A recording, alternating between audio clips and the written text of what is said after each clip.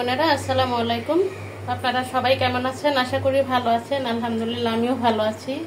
আমি এখানে গরুর মাংস নিয়েছি আর এখানে আমি প্রেসার কুকার বসিয়ে দিয়েছি। প্রেসার কুকারে আগে মাংসটা কষানোর পরে ঢাকনা লাগাই দিব, তারপরে একটু সিদ্ধ করে নেব।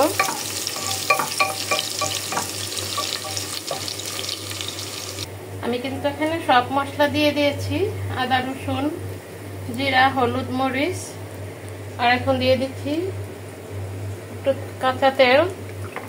আমি এখন ভালো করে হাতে মাখায় নেব। আমার পেঁয়াজটা কিন্তু হয়ে গেছে। আর এখানে আমি মাংস সব মশলা হাতে মাখাইছি, উপরে দিয়ে দিলাম পেঁয়াজ। এখন আমি মাংসটা দিয়ে দেব।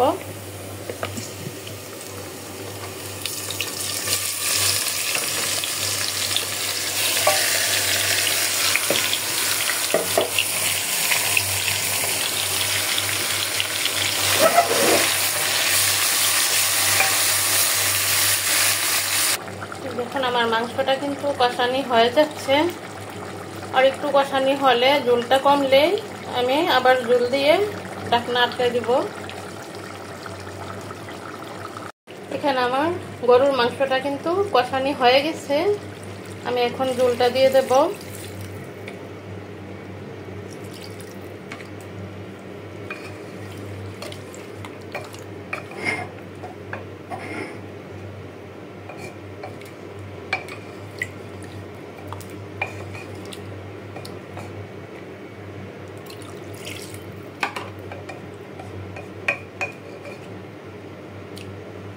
এখন আমি ঢাকনাটা আটকে দিয়ে সিদ্ধ করে নিই।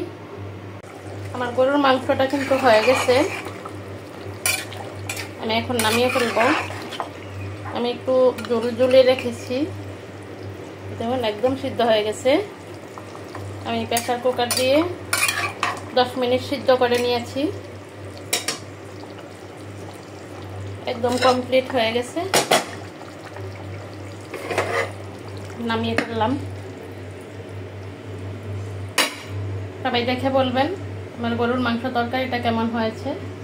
সবাই ভালো থাকবেন। আসসালামু আলাইকুম।